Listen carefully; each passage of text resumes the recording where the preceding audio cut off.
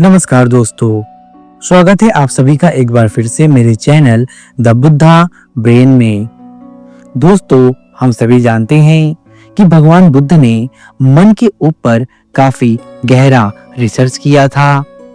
उनकी जो शिक्षाएं हैं, उनकी सारी की सारी शिक्षाएं मन पर ही आधारित है। उन्होंने मन को ही अपनी शिक्षाओं का केंद्र बिंदु बनाया था। इसीलिए भगवान बुद्ध को मनोवैज्ञानिक भी कहा जाता है, क्योंकि भगवान बुद्ध ने मानव मन की कार्य प्रणाली को गहराई से समझा और कई मनोवैज्ञानिक सिद्धांतों की नींव रखी थी। भगवान बुद्ध ने मन के बारे में कहा है कि यह चंचल और अशांत होता है। जब तक यह शांत नहीं होता, तब तक व्यक्ति को परेशानियां और दुख होते रहते हैं। मन को शांत करने के लिए बुद्ध ने ध्यान और अन्य आध्यात्मिक अभ्यासों को महत्वपूर्ण बताया है। बुद्ध ने कहा है कि मन बहुत चंचल होता है और जल्दी से इधर-उधर भटक जाता है। यह लगातार विचारों, इच्छाओं और भावनाओं से भरा रहता है। बुद्ध ने मन को शांत करने को बहुत महत्व दिया है। उन्होंने कहा है कि जब मन शांत हो जाता है, तब व्यक्ति को शांति और खुशी का अनुभव होता है। मन को शांत करने के लिए बुद्ध ने ध्यान, योग और अन्य आध्यात्मिक अभ्यासों को महत्वपूर्ण बताया है। बुद्ध ने कहा, दुख का मूल कारण मन की इच्छाएं और आसक्ति है। जब तक मन की इच्छाएं पूरी नहीं हो जाती, तब तक व्यक्ति को दुख होता रहता है। बुद्ध ने कहा कि मन को प्रशिक्षित किया जा सकता है। जैसे व्यक्ति मन को प्रशिक्षित करता है, वैसे वैसे वह अधिक शांत और एकाग्र हो जाता है। बुद्ध ने कहा कि मन की कोई स्थिर और परिवर्तनीय आत्मा नहीं होती। यह केवल एक प्रवाह है जो लगातार बदलता रहता है। संक्षेप में बुद्ध ने मन को एक महत्वपूर्ण उपकरण के रूप में देखा है, जो जीवन में खुशी और शांति प्राप्त करने में मदद कर सकता है। मन को शांत और प्रशिक्षित करना बुद्ध की शिक्षाओं का एक महत्वपूर्ण पहलू है।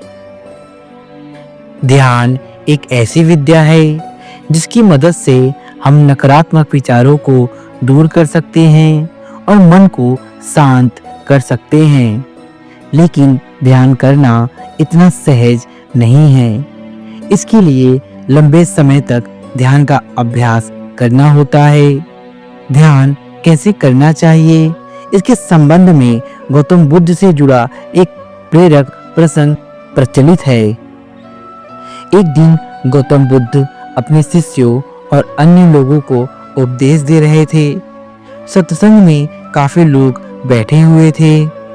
भीड़ में से एक व्यक्ति उठा और उसने बुद्ध से पूछा कि तथागत, मैं जब ध्यान करने बैठता हूँ तो मेरा मन ध्यान में नहीं लग पाता है। कृपया बताइए, मैं ध्यान कैसे कर सकता हूँ? बुद्ध के साथ ही सत्संग में बैठे हुए लोगों ने भी यह प्रश्न सुना, लेकिन बुद्ध ने उस व्यक्ति से कहा, कृपया फिर से अपनी बात को कहें। उस व्यक्ति ने फिर से कहा कि मेरा मन ध्यान में नहीं लगता है, मैं ध्यान कैसे कर सकता हूँ? बुद्ध ने फिर से वही बात दोहराई। बुद्ध ने कहा कि एक बार और अपनी बात को कहें। उस व्यक्ति ने एक बार और अपनी बात कह दी।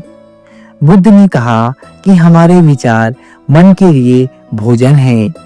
जब तक मन को विचारों का भोजन मिलता रहेगा, हम ध्यान नहीं कर सकते हैं।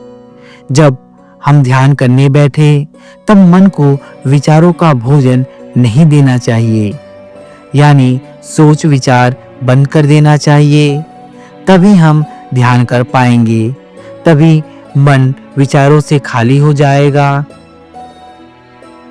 जब मन विचारों से खाली हो जाएगा, तभी हम ध्यान कर पाएंगे। बुद्ध ने उस व्यक्ति से ध्यान के बारे में प्रश्न 3 बार पूछा था और बुद्ध ने भी 3 बार इस प्रश्न का उत्तर दिया था। बुद्ध ने 3 बार उत्तर दिया तो लोगों ने पूछा कि आपने इस व्यक्ति से 3 बार प्रश्न पूछा और उत्तर भी 3 बार ही दिया, लेकिन ऐसा क्यों?